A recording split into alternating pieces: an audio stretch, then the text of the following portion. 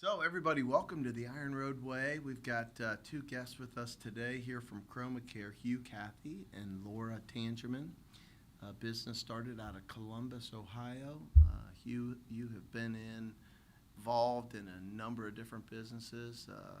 Lifelong entrepreneur, I think, right? That's right. Yeah, and so you guys are really into something now that touches anybody and everybody that listens. In ChromoCare. So tell our audience a little bit about what you guys are doing. Sure, I'd be glad to, and thank you for having us, Billy. Absolutely. The question that I always start with whenever I'm talking to a crowd is, how many of you or somebody you know has been prescribed a medication and it either was not effective or it created some sort of an adverse side effect? And usually about 80 to 90% of the people raise their hand. That's got something to do, right, with that long list that comes with every prescription we get. Exactly. I mean, the side effects go on for their encyclopedias. Right, and when you hear an ad on TV for a drug, there's always a disclaimer about the things that it can cause. Right. So what we have done is we have taken an approach, a genetics approach, to helping resolve that issue. In your body, there's 25 odd genes that are most responsible for the way drugs metabolize in your business or in your body. So it's 25 genes 25 are genes responsible for any drug that we would put into our body, metabolizing any drug that we put in our body. Just about. There may be a few outliers, but 25 is going to cover most all of it. Right. So what we do is we take a cheek swab to gather a DNA sample from a patient, and we run that through our laboratory, and we compare that with the attributes of the medications that that person is on. And then we're able to tell from a genetics perspective if that person tests red, yellow, or green. Red meaning that that medication really isn't right for them or it could cause a side effect. Yellow might mean that they want to be cautious that they are taking that medication maybe with another drug or something. And then green, obviously, would typically be that that person would be good to take that drug. Then we also provide, if a patient tests red, we provide a recommendation to the patient's physician on what drug might be best for that individual. Okay. So is it just measuring the potential side effects, or does it also measure the effectiveness of that drug with the particular person that we're testing? So it can be a combination of both. So it really depends on the medication itself, but everybody is going to metabolize a drug a slightly different way based on how active their enzymes are in their body. So if they process a drug too quickly, sometimes that means that they get more of the active form of that drug faster than what is expected in the normal population. So this is a problem with opioids. Some people process them too quickly, so they get too high of a dose of morphine, a lot right faster. Out of the gate. Right out of the gate, more than what you the give me a normal shot, person I would metabolize expect. it quickly. It's somebody else that's slower. They're not even feeling it in the first X and number of it minutes. can cause like respiratory distress. It can cause serious issues for people. So that's just one example. Some people, if they metabolize a drug too quickly, maybe that means that their body is clearing that drug from their system before that drug ever actually works. So they're never actually getting that drug to be its effective dose in their body. So they're taking a drug and it's doing nothing for them. A good example of that would be Plavix. So Plavix is an antiplatelet drug that's used to help prevent clots for people who have already had a stroke or some other clotting event. And it's supposed to prevent new clots from forming. But if they have a certain genotype, that drug never actually gets made into its active form in their body. And they have no idea that this drug is not doing anything for them. So what's the let's say out of 1,000 people, how many of those people are typically prescribed a drug? So all these people that are listening out there that have parents that are on drugs, themselves are on drugs, they've got kids that are using different drugs. For how many times out of 1,000 is something being prescribed that it's the wrong genotype? And why isn't this second question being splashed all over everything so that people, it seems like just a godsend for people to be able to get the right drug more quickly so that they can be treated. Yeah, we don't really have very good statistics, Okay. at least that I know of offhand, Right. of how many people are on drugs that they shouldn't be. But let's go back to the Plavix example. I think something like 10% of the population, particularly I think the Caucasian population is more prone to this. About 10% of them, that drug will never be active for them. And you have no way to know that until you actually take a genetic test. So approximately 10% of the people who are on this medication, it might not be doing anything for them. Wow. And you never know until you get it tested. And part of the problem is that it's a somewhat new technology. We're learning more about it every day, so it's not utilized quite to its full extent. And sometimes the FDA can kind of Frown. frown on like new things. Sure. Sometimes some physicians like to do things the way that they're used to, It's the hard way to it's break always been done. old habits. Yeah, no doubt. Yeah. So it's a new technology that a lot of the older physicians never even learned about in school. So it's really hard for them to embrace it. And yeah, the FDA, they like to be extra cautious. Sure. But they actually have published several PGX guidelines on a lot of different medications, basically showing that they appreciate how important these actually are for the patients. I mean, it sounds like it's just groundbreaking. And we were a little bit familiar with the Surex that was here in Cincinnati, over in Mason, and they were focused on psychotropic drugs. And they used a similar approach with a red, yellow, and green approach as to whether or not the drug was good for you. And it really, having had the opportunity to go over there and meet with those folks several times, was a passion for most people that worked there, because they had people that were struggling with anxiety or depression, and they had tried 3 or 4 different drugs. They were getting no impact. There was no impact. There was no help. And so until they found out that the science was actually out there where you guys can go and look and say, well, here's why. Billy's trying to take Prozac, and Prozac won't work for Billy, and here's the reason why. It's a science formula. Exactly. It's the way he's made. Exactly. Yep. And that's when the process, which is called pharmacogenetic testing, when it became popular was when Surex started. So they really paved a lot of ground in the early days, but they chose to focus strictly, as you said, on psychotropic drugs. And when you say early days, you're going back 10, 12 years ago. Okay, so Right. relatively new. That's right. Yeah. It really is. Yeah.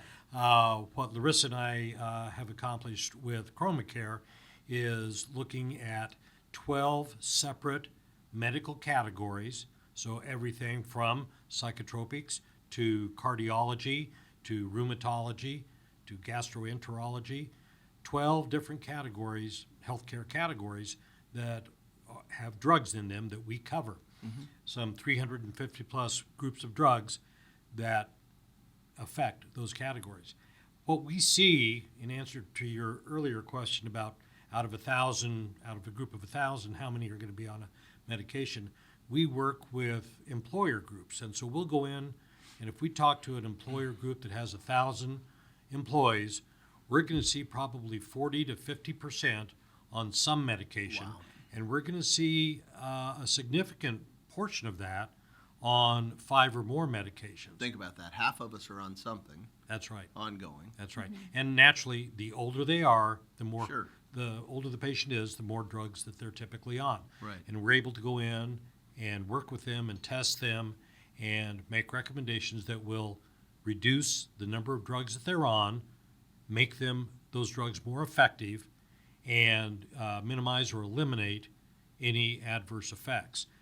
So there's a big component to this that people don't think about, and that is that adverse drug effects is the 5th leading cause of death in the U.S. Wow. today.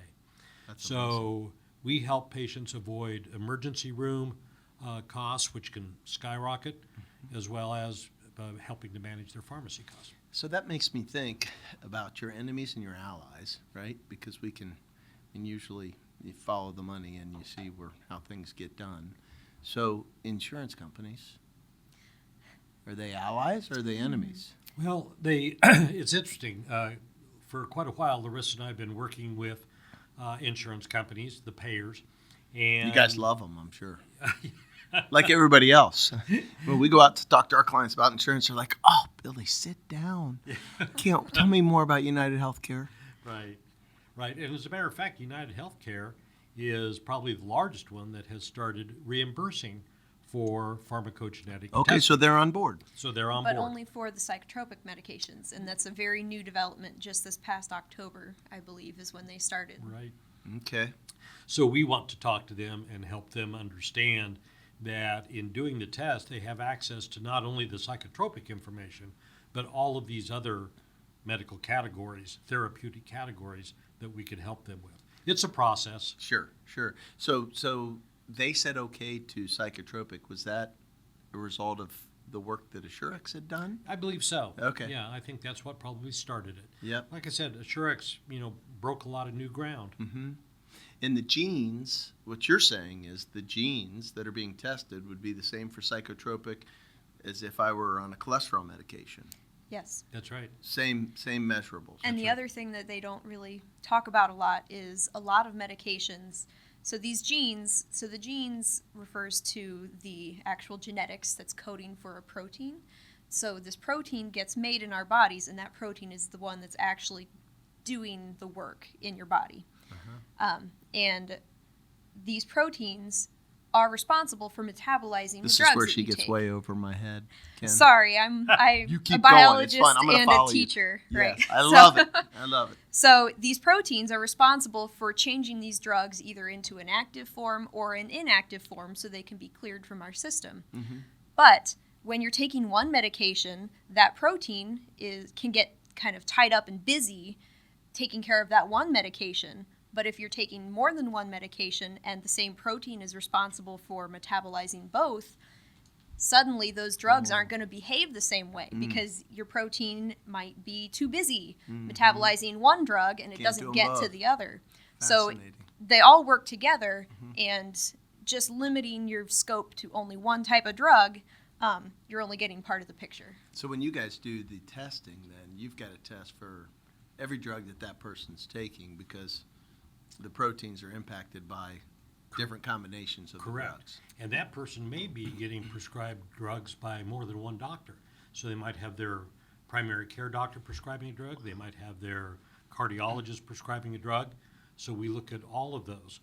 And that in and of itself explains why it's the 5th leading cause of death. I mean, there's so much room there for miscommunication when you've got different providers, probably not talking to one another.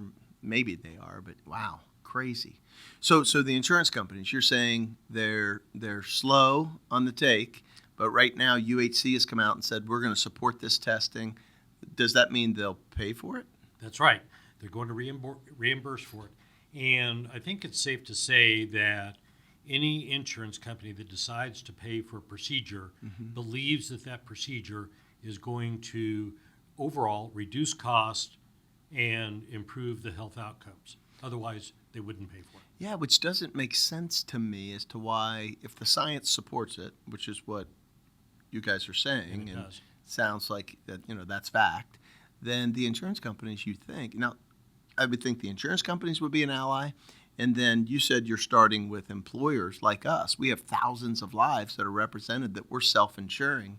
So as an employer, I'm one of a billion of them out there that want to talk to you because you're going to lower our risk, our cost. I have learned enough through the years that I know that the more you're taking medication, the medication is a kind of the precursor before you end up with an in-hospitalization claim. Absolutely. And so people are going to, you would think, golly, they've got to find out what ChromoCare's doing so that they can reduce their cost. It seems like a no-brainer.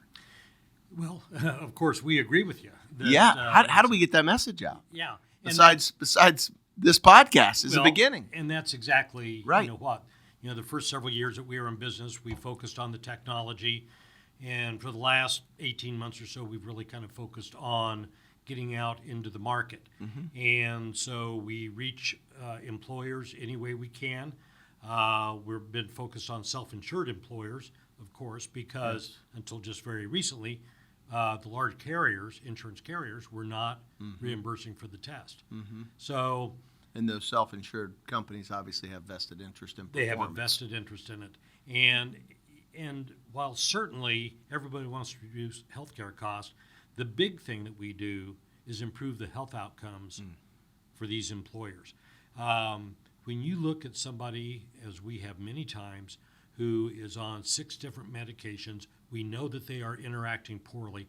What we know is that person comes to work every day feeling lousy. How productive can they be? How right? productive can they be? Yeah. So improved health outcomes is a huge, Oh man. huge piece of this. Yeah, I mean a huge part of employment, and just the employer of choice is somebody that understands their people are their most important asset, and basically you're bringing something to the table that are going to improve that most valuable asset. Well, in this day and age, we know that money is important, compensation is important, but the reality is that people will stay with an employer for great benefits and having a challenging job more than any other reason. So providing great benefits is to everybody's benefit. So what's it cost? So you come to an employer like us and you say, hey, Billy, you guys are with Humana, so they don't reimburse. You've got several thousand people here that are using 15 billion different drugs. How do we start? How are we charged? Sure. The way we work with an employer is we charge a per member per month fee, and that's going to be around $3. And then we pay a fee, or we charge a fee for each test that is taken by one of the members of that employer's health plan. And then every quarter, we can provide that employer with updated claims data that will show that there have been improvements in the individual pharmacy of all of these members.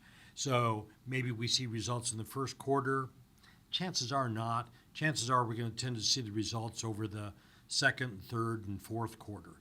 But what we guarantee the employer is that we will reduce their medical claims cost greater than the cost of applying the GAP test, which is our flagship product, for their employees.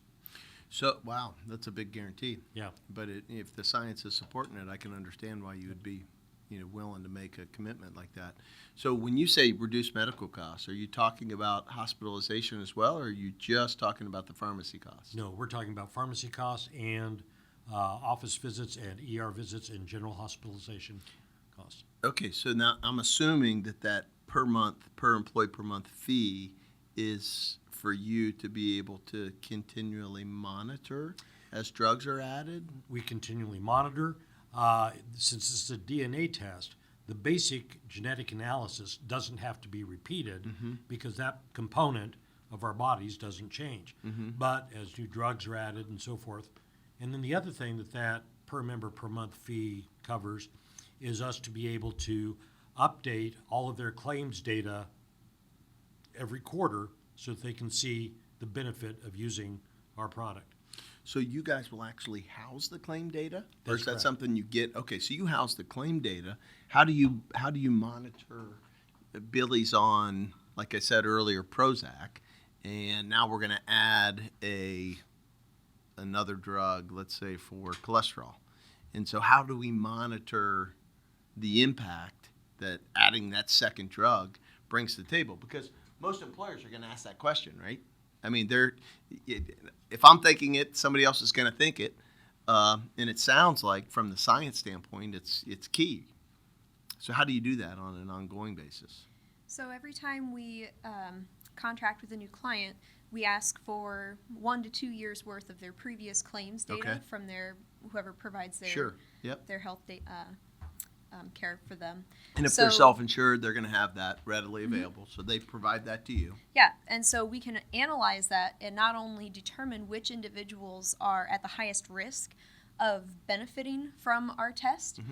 So those are usually the individuals who have been on the highest number of medications. Maybe they've switched medications like a psychotropic drug. Maybe they've tried 2 or 3 of them in the past year, clearly they're having trouble finding the correct medication.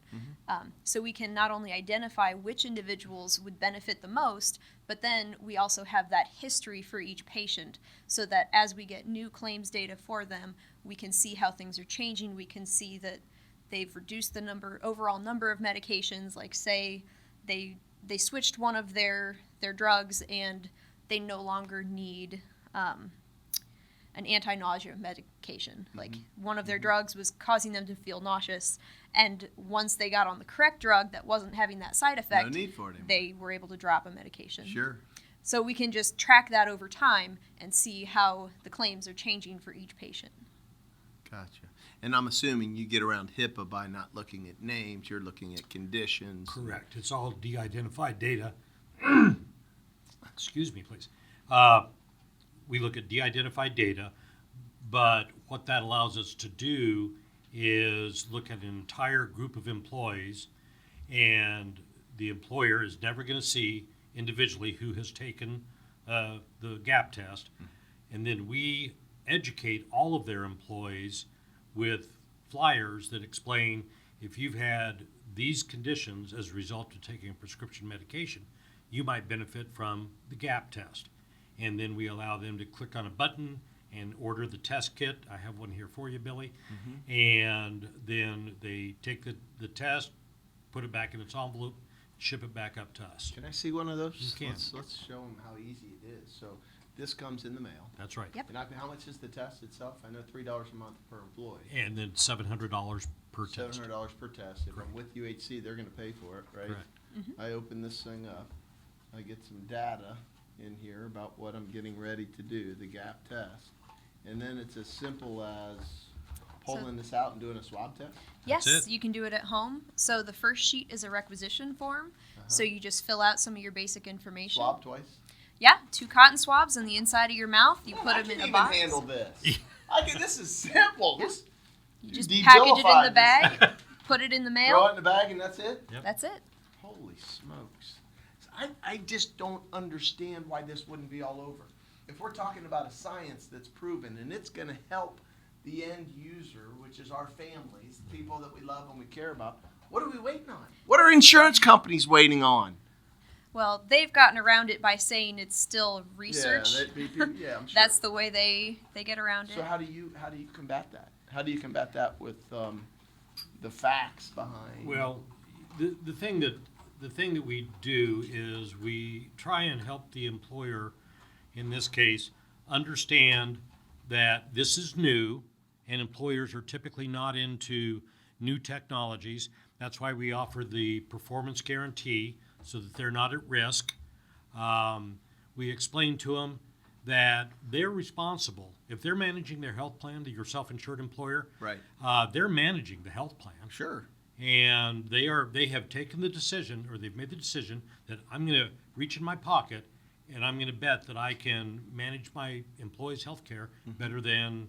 So let's take our plan. So let's say you've got $25 million in premiums being paid, okay? And you've got, let's say, 5,000 lives that you're dealing with. So if I were to order a test for, let's say, 1,000 of those people, what is that, 700 grand I'm spending, or 770 grand?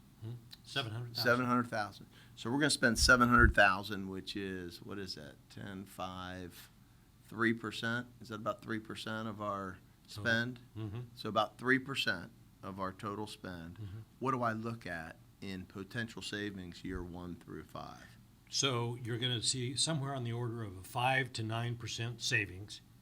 And the way it's going to work typically is that, let's say in year 1, 1,000 employees meet the criteria for having the test done. Well, employers have what we call folks that are waiting in the wings. In 2019, they had no substantial claims or anything else. It's coming, huh? It's coming. Yep. It's coming. And since the test does not have to be repeated by the individuals that take it, they reach a point of diminishing cost, and the returns consistently stay there. So each year you can have some turnover. Let's say they have 10% annual turnover of their people. So you're going to have, 2 or 3 of those percent of those that are going to want to be taking the test, and then you're going to have the individual who last year felt fine and this year developed a cardiac condition. Amazing. I mean, it's amazing. And if you think about it, your specific example, 700,000 to get 1,000 individuals tested. That's only a handful of major emergency situations that would, if they're prevented, it would easily It's make one. up that. Yeah, depending on the severity, yes. Depending on the severity, it's one, right? Mm-hmm. I mean, that you're, and not to mention the fact that what you're doing for that one person Yep. is truly life-changing. Billy, let me tell you, we have had individual employees of companies call us. Doesn't happen every day, doesn't happen every week, but it happens frequently enough where they say, "You saved my life." And you talk to them a little bit more, and maybe we didn't literally save their lives, but what we did is we changed their lives. Mm-hmm. And they no longer feel that they have to go to their physician, once a quarter or once every couple of months even. People getting healthy as it relates to their pharmacy, their personal pharmacy, is huge. Yeah. It's absolutely huge. Oh my gosh, it's unreal. I mean, it's an industry that has just taken over the world, really. Insurance companies and drug companies pretty much run it, right? I mean, they're running this country. That's right. That's for sure. Yeah. It's fascinating, absolutely fascinating. Man, I hope and pray that this thing gets traction and that the FDA gets behind it and that the insurance companies get behind it. But we're excited about it, and I wanted to talk to you about it after meeting with you last week, Hugh, so that we can get the word out to our employers that we represent, so that they understand when we make this move and this investment on their behalf, they understand the why behind it. Yeah. The significance behind it. Well, I've known you a long time, Billy, and I know that you're cutting edge. And I know that a lot of people in this industry sector are not cutting edge. Yep. So Yeah, it's going to take them a while to catch up, but that's right. they're going to be chasing us. And we're going to be helping people. I'm so excited for you guys. Excited to work with you. Anything else we should know about ChromoCare? No. You guys are out of Columbus, Ohio, right? Yeah, we're based and headquartered in Columbus. We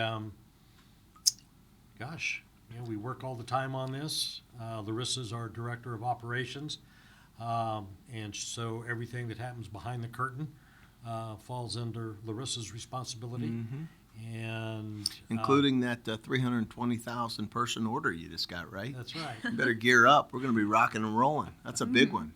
And when we sign up, I don't want to get lost in the shuffle there. Yeah.